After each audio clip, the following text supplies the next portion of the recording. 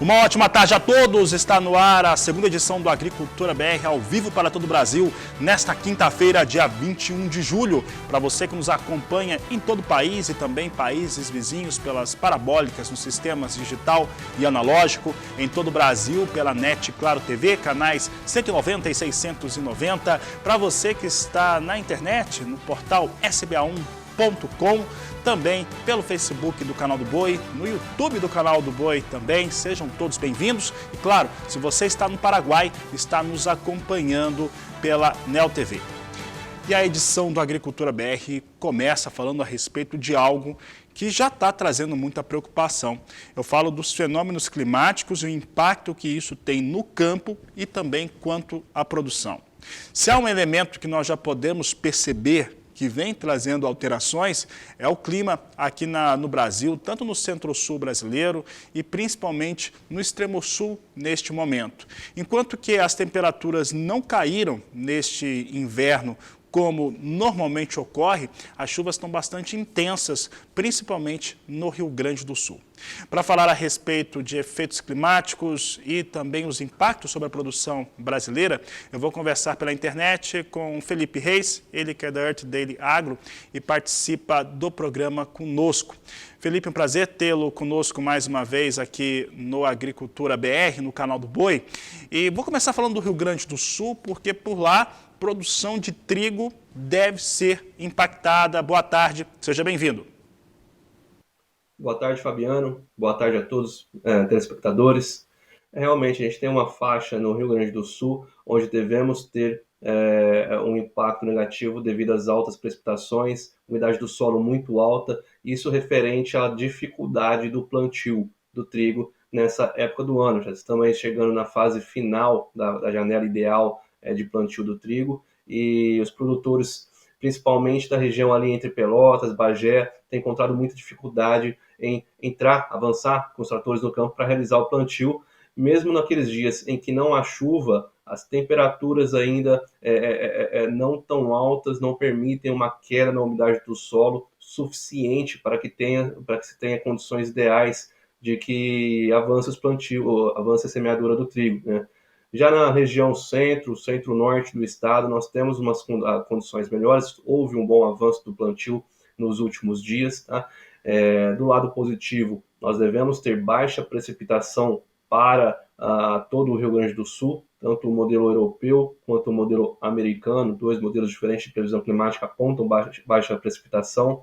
Isso é positivo porque deve permitir a entrada, a volta dos tratores, das operações de campo para a finalização do plantio do trigo. Quando a gente fala dessa dificuldade de plantio do trigo, nós já temos que pensar na safra de verão. E quanto mais tarde você plantar o trigo, pode criar aquela concorrência entre a área que deve ser semeada com soja, porque ainda deve ter trigo no campo, e aí a gente vai estar em plena janela ideal de plantio de soja. Então, o produtor que tiver ainda dificuldade em realizar o plantio do trigo nessa reta final de julho, início de agosto, vai ter que fazer uma decisão de plantar o trigo ainda ou não plantar o trigo, reduzir a área de plantio de trigo do estado um pouquinho, mas ser viável o plantio de soja. Felipe, em relação ao desenvolvimento da segunda safra brasileira, principalmente no Centro-Sul, aí falando especificamente do Paraná, e muito parecido é o Mato Grosso do Sul também, não chove, na verdade eu ia falar que chove pouco, mas não chove, não tem chovido. Isso, se por um lado reduziu produtividade nessas regiões produtoras, por outro, tem facilitado bastante as atividades de colheita. Qual que é a sua percepção sobre essas regiões, principalmente Paraná?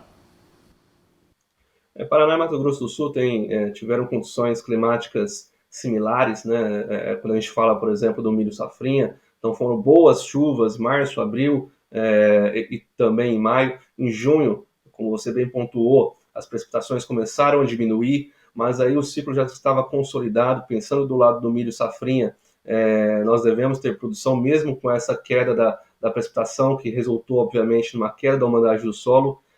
Pode haver uma redução de produtividade, mas nada que vá inverter o cenário e trazer uma quebra de safra muito longe disso. A produtividade deve ser acima da tendência. Quando a gente olha para os últimos 15 anos e traça uma tendência para 2022, a produtividade desses dois estados deve ficar acima, consideravelmente acima dessa tendência, cerca de 10% para o Paraná, para se ter uma ideia. Hoje, quando a gente olha para o Paraná, ainda que não tenhamos tido boas chuvas nos últimos dias, nas últimas semanas, a umidade do solo na região oeste e na região sul segue próximo à média, se não na média um pouquinho ainda, 5 a 10% acima da média.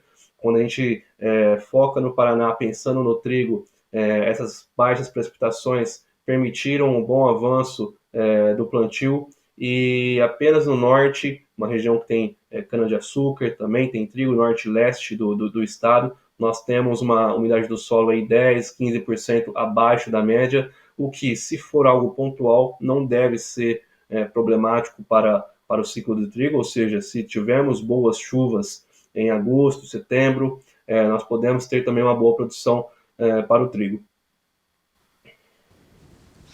E Felipe, se há algo que tem trazido, alavancado preocupações, porque aparentemente o fenômeno Laninha ele está se estendendo, está sendo persistente, eu acho que o termo seria esse, com um risco muito claro de entrar o ano de 2023, o que completaria 3 anos do fenômeno atuando sobre todas as áreas que nós temos aí, não só de produção, mas as áreas de uma maneira comum. Como que esse fenômeno hoje, a mudança climática, ela pode, no entendimento de vocês, surtir efeitos negativos, principalmente, sobre a produção brasileira? Bom, Fabiano, quando a gente fala de Laninha, esses fenômenos climáticos, se comparar com o El Niño, por exemplo, o El Niño ele costuma ser mais intenso, mas de uma durabilidade menor. Então, 6 meses, 8 meses, você vê o El Niño durante um ano. O Laninha não é incomum que ele dure 2 anos, agora 3 anos aí já começa a ser um pouquinho fora da curva, um pouco fora do normal, do que nós temos visto. E isso, caso continue, deve trazer baixa precipitação para o centro-sul do Brasil e também para a Argentina, certo? Nós temos aí 7 modelos climáticos que trabalham na média dos 7, um fenômeno Laninha ativo a partir de outubro. Então, outubro, novembro, dezembro, nós devemos ter o fenômeno Laninha novamente ativo, e isso para o Brasil e para a Argentina deve trazer um impacto de baixa precipitação. Tá? Na Argentina, a precipitação, as tendências já apontam para baixa precipitação já a partir de agosto, ou seja, a produção de trigo no nosso país vizinho está se desenhando um quadro ruim, apesar de a gente ter uma previsão boa para o final de julho. Com exceção desses últimos 10 dias de julho, os primeiros 20 dias foram de muita baixa precipitação, umidade do solo muito abaixo da média, mesmo as chuvas que aconteceram não foram suficientes para trazer essa umidade para patamares satisfatórios, mesmo as chuvas dos próximos dias não devem ainda ser suficientes, e com uma tendência de baixa precipitação para os próximos meses, a tendência é de que a produção de trigo no país argentino seja baixa, abaixo de 20 milhões de toneladas, possivelmente abaixo de 19 milhões de toneladas. Pensando para o Brasil, isso ainda não é um risco para o trigo, porque a gente tem uma umidade do solo acima da média no Rio Grande do Sul, ocasionando até mesmo dificuldade do plantio do trigo, como a gente tem visto no sul do Rio Grande do Sul.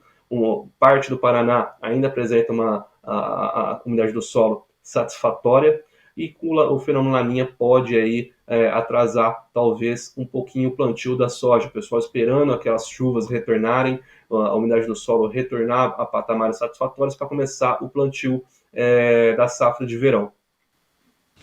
Felipe, para encerrarmos a nossa entrevista, nós tivemos, entre o final do ano passado e esse ano, nós tivemos um grave problema, em especial sobre o Rio Grande do Sul. As áreas de produção de soja foram duramente castigadas, e também outra cultura que estivesse sendo desenvolvida ali na safra de verão gaúcha também sofreu, mas principalmente soja, perdas entre 30% chegando até 60%, dependendo do município. Principalmente o Rio Grande do Sul, e que teve dificuldade depois sobre outras questões, como acesso a recursos equalizados de plano safra, mas isso é uma outra história. Mas pensando principalmente nesse produtor gaúcho, Felipe, esse Laninha, essa situação pode nos trazer de novo uma redundância de cenários como vimos na safra 21-22? Bom, o fenômeno Laninha, ele, como eu disse, ele é comum que você veja em mais de um ano, mas ele é sempre em menor intensidade. Se seguir essa tendência e realmente tivermos um Laninha, ao menos ele deve ter um impacto menor do que teve em 2021. Tá? O que, apesar de não ser uma boa notícia, afinal de contas, teremos ainda Laninha, ou a previsão aponta para um Laninha ativo, mas, no entanto, deve ter um impacto menor. Fica a sugestão e o destaque para a importância do seguro rural, né? O produtor tem que se defender de todas as maneiras, ele tem que cuidar tudo da porteira para dentro, e isso entra também o seguro rural, porque o clima, quando a gente fala uma previsão climática para os próximos meses, mesmo os modelos europeu, da União Europa, dos Estados Unidos, eles apontam apenas uma tendência e não, de fato, uma previsão climática, né? Então, eles apontam chuvas abaixo ou acima da média e não quantos milímetros, por exemplo, vai chover. Então, a gente tem que se preparar de todas as maneiras possíveis para que, caso haja necessidade, o produtor consiga ainda tentar ter um fôlego para o próximo ano. Muito bem, Felipe, uma ótima tarde a você, um prazer tê-lo aqui sempre no canal do Boi. Boa tarde. Eu que agradeço, Fabiano. Até mais, boa tarde. Até mais, boa tarde. Conversamos com o Felipe Reis, falando a respeito de questões importantes para o desenvolvimento da agropecuária brasileira. E olha, vou entrar no assunto mercado agora propriamente dito. Claro que o clima está muito diretamente ligado, né? O seu planejamento depende muito, né, dessa questão. Mas agora falando a respeito de valores mesmo, do que está sendo praticado, temos preços em queda para a soja nos portos brasileiros. É o que eu mostro agora no Agricultura BR. Veja só, agosto, entrega em agosto para a soja, saca nos portos de Santos e também Paranaguá, vindo agora com R$ 190 a saca de 60 quilos, é a referência de acordo com a Grãos Corretora nesta quinta-feira, dia 21 de julho.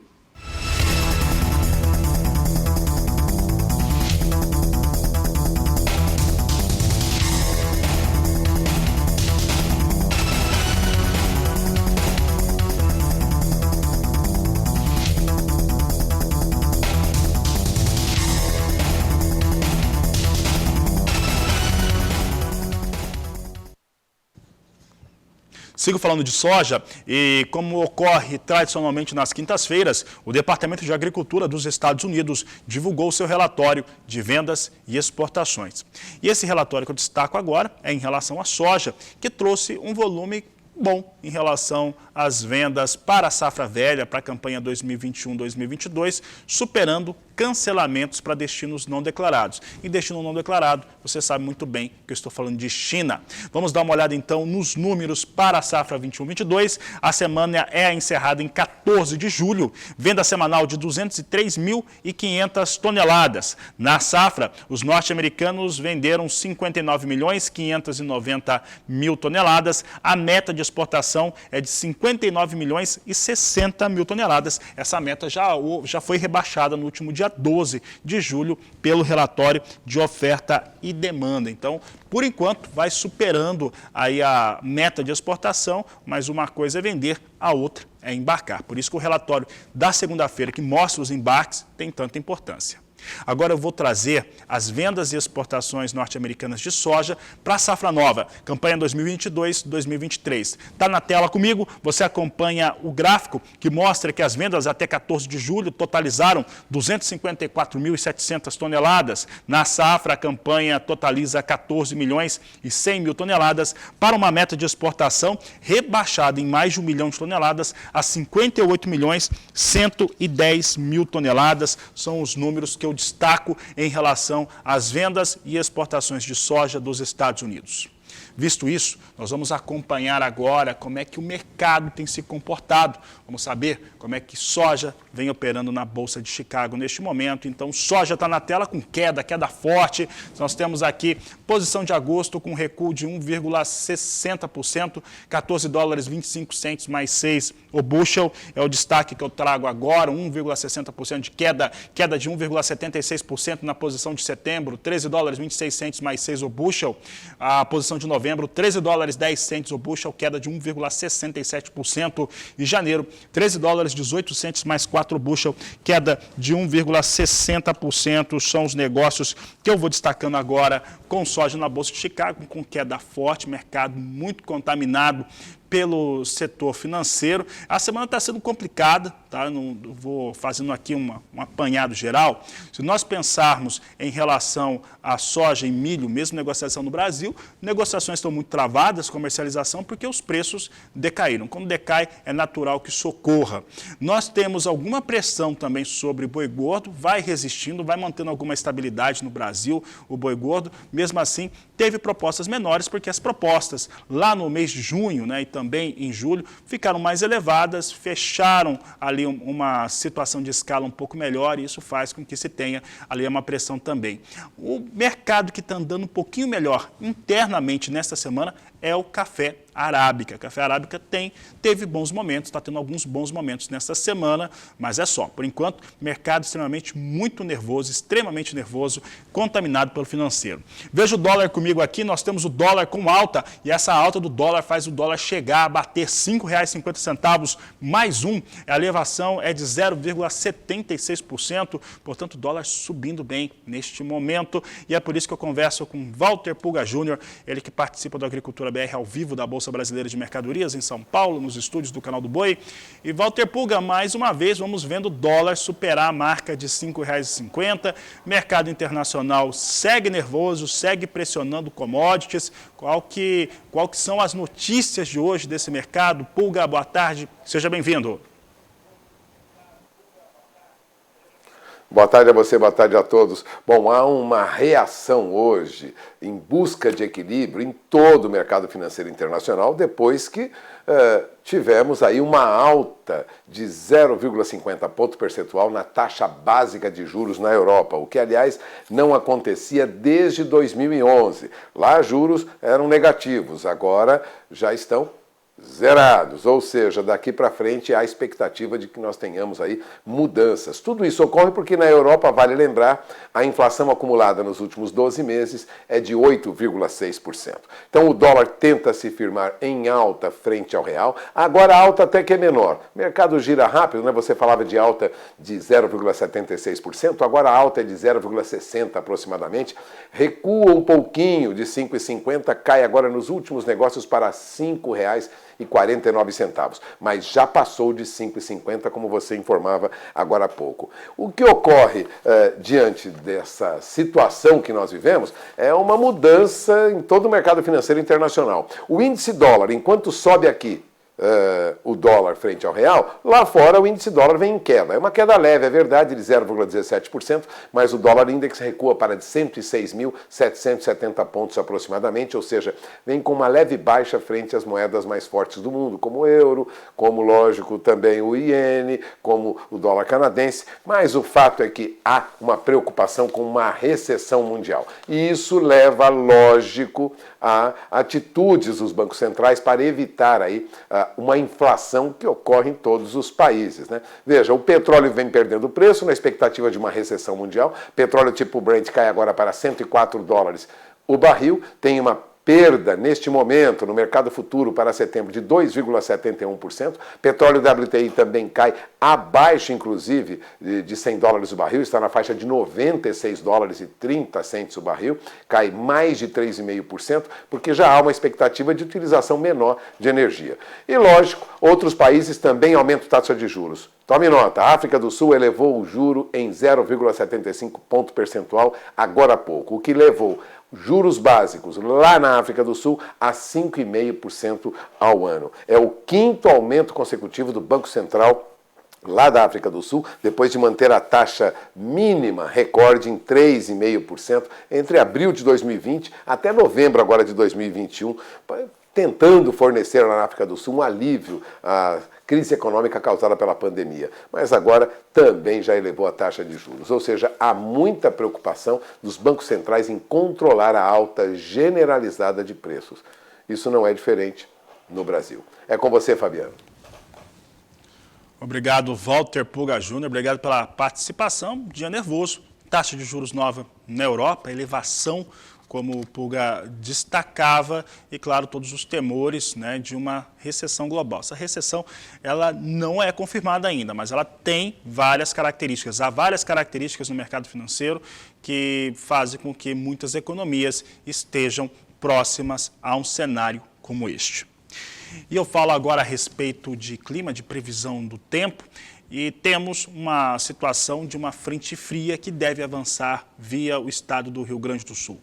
Ao mesmo tempo, a massa de ar seco, que está localizada sobre o centro-sul brasileiro, impede que esse frio chegue, né, a esses estados e também que haja precipitações chuvosas. Mas quem fala sobre este assunto é Julian Marques, que participa do programa conosco. Boa tarde, Julian.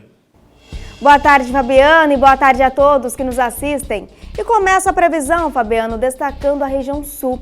Entre a noite de hoje e o decorrer da sexta-feira, há um avanço de uma nova frente fria que leva mais nuvens do que chuva. Isso porque a previsão é de volumes baixos, podendo ser pontualmente moderados. Agora, falando do município de Erechim, no Rio Grande do Sul, por lá a janela é de tempo seco. Isso é favorável para o avanço e finalização do plantio das culturas de inverno. Agora, na região centro-oeste, o cenário continua sendo de ar seco. Além disso, está muito quente na região. Sem previsão de chuva e com a instalação de um bloqueio atmosférico, o calor prevalece. No sudeste, faz bastante calor também, viu? O que é favorável apenas às atividades de colheita e secagem de grãos. As temperaturas tendem a subir ainda mais nos estados de São Paulo e Minas Gerais, caracterizando o período de veranico. Mas, devido à pouca umidade em solo e às altas temperaturas, os focos de incêndio aumentam. Minas Gerais, por exemplo, dispara com quase 2.000 focos só neste ano. Os índices de incêndio também são intensos no nordeste do Brasil. Somente o Maranhão registrou 3.050 focos, também só neste ano. A chuva na região chega apenas à faixa costeira, com aumento da precipitação e volumes entre 40 e 60 milímetros entre o Rio Grande do Norte e a costa de Alagoas. Inclusive, novas áreas de alagamento podem ser observadas por lá. No norte, a previsão é de chuva e permanece apenas entre o norte do Amazonas e Roraima, e nada de precipitação mais ao sul da região. As temperaturas no Tocantins, por exemplo, 34 graus, bem quente por lá. Aproveitando para destacar, já que estamos falando das temperaturas altas e tempo seco, Fabiano, em diversos países europeus e até mesmo nos Estados Unidos, tiveram aí recordes nas temperaturas. Inclusive, nos Estados Unidos, o país é marcado por calor e temperaturas acima dos 40 graus Celsius. Em Dallas, quase 43, recorde para o mês de julho. Na Oklahoma, chegou aos 45 graus. E o calor excessivo já provocou morte de gado no Kansas. E o cenário pode voltar a se repetir em outras áreas por conta aí desta onda de calor. E olha só, a previsão ainda é de muito calor e pouca chuva por lá. As maiores condições para precipitação ocorrem no leste e nordeste americano. A Califórnia e o Texas continuam com tempo firme. E os incêndios florestais são mais frequentes no verão e se alastram com mais facilidade. Fabiano? Tá certo, Julian, obrigado pela participação. Tá? Informações a respeito do fator climático muito complicado no Brasil e também nos Estados Unidos. E agora, eu vou fazer rapidamente o editorial. Tenho conversado com alguns amigos essa semana e também nas colunas que eu assino em alguns jornais pelo Brasil, falando a respeito dessa questão da demanda internacional por carne bovina. Em relação à demanda sobre carne bovina, o primeiro fato é que China mantém compras. Mantém, mesmo com a recuperação do seu rebanho chinês, mantém as compras e pagando caro. Esse é um fato muito positivo. O Brasil tem exportado para a Liga Árabe cada vez mais, a cada mês isso vem aumentando. E também e principalmente para os Estados Unidos. O balanço de vendas e exportações de carne bovina brasileira para os Estados Unidos é muito expressivo. E mais do que isso, este cenário que a Julian acaba de destacar no Agricultura BR, mostrando áreas de extrema seca, muito calor, tem feito com que o produtor norte-americano, a cadeia produtiva da carne bovina nos Estados Unidos, tenha abatido e está abatendo animais mais cedo, antes da hora. O que isso representa? Primeiro, que ele não tem realmente condições de manter esses animais no campo. Tá? Então, os Estados Unidos não conseguem manter no campo, mesmo naquelas áreas de produção que migram, né, para próximo ou dentro mesmo de estados onde a produção de grãos é mais alta, como Iowa e Illinois.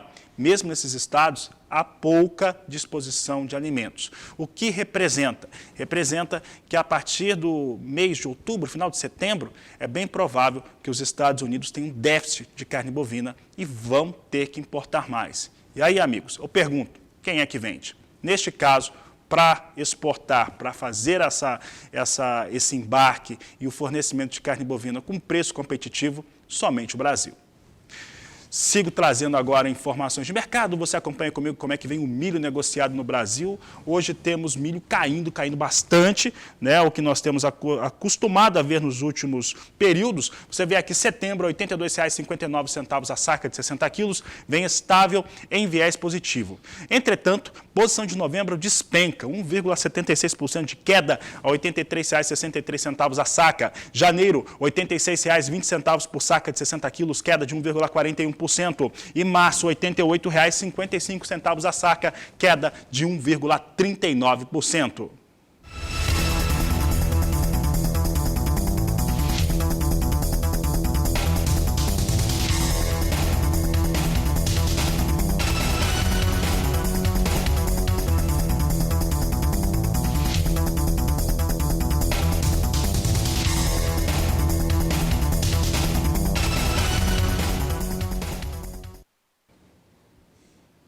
Olha, uma notícia muito interessante para o produto brasileiro. Eu estou falando principalmente de feijões e também gergelim.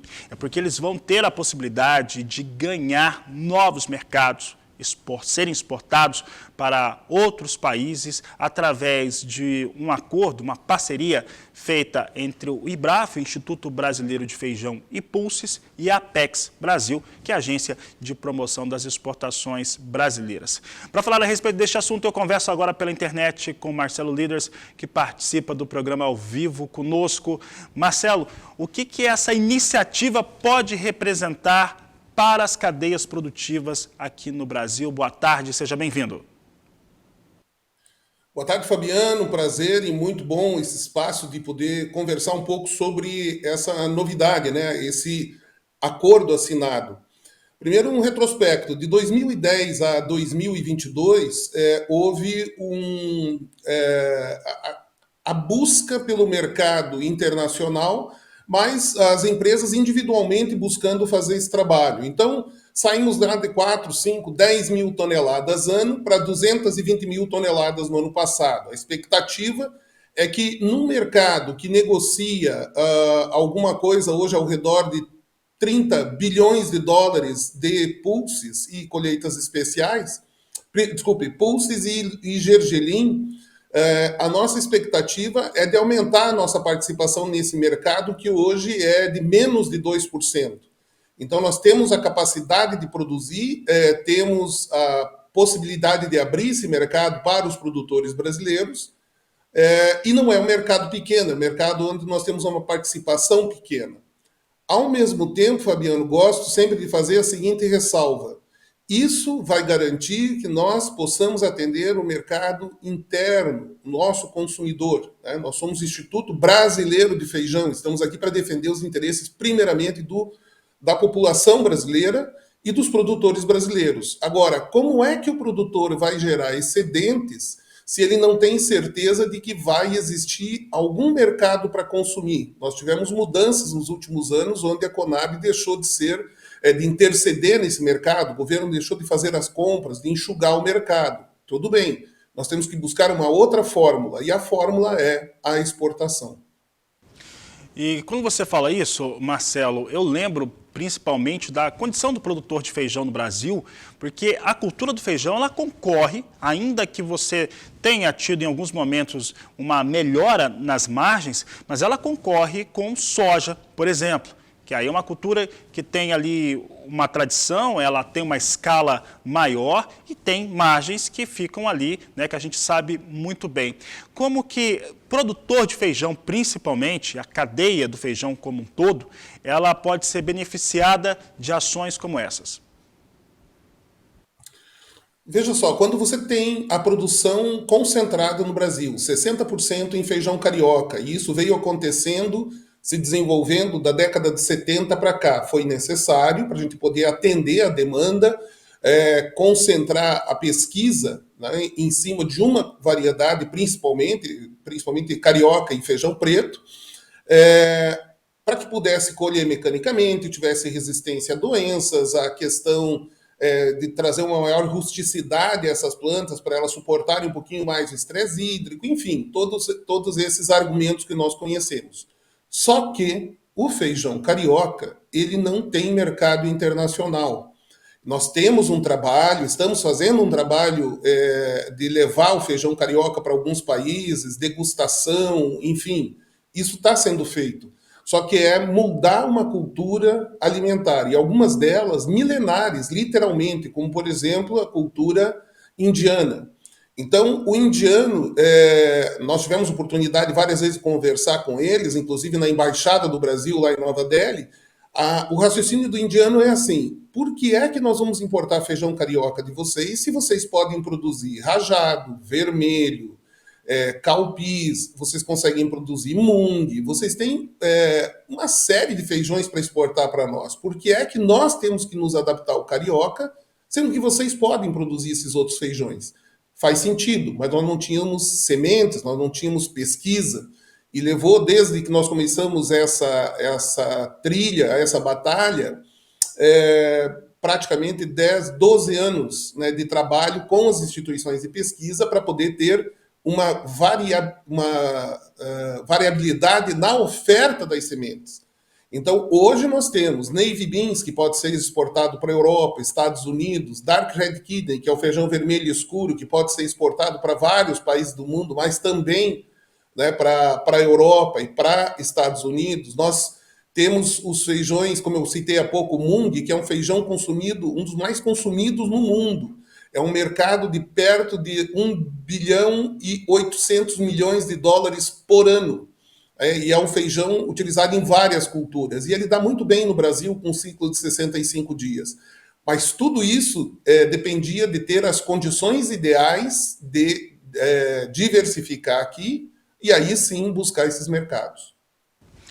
Tá certo, Marcelo Líderes, eu agradeço a sua participação aqui no Agricultura BR, no canal do Boi. Uma ótima tarde a você. Muito obrigado pelo espaço e uma boa tarde a todos. Uma ótima tarde. Bom, por aqui o Agricultura BR vai para o intervalo comercial. Daqui a pouco eu estou de volta com as informações finais desta edição. Rapidamente, para encerrar o programa, trago o acompanhamento da soja que vinha despencando. A queda continua expressiva na Bolsa de Chicago. E daqui a pouco, às 16 horas, eu volto trazendo fechamento do mercado e todas as informações que influenciaram isso aqui. Porque essa edição da Agricultura BR vai ficando por aqui. Como você sabe, voltamos a partir das 16 na terceira edição. Desejo a todos uma ótima tarde e bons negócios. Sabe por quê? Vem aí na sequência De Olho na Fazenda. Boa tarde e até mais!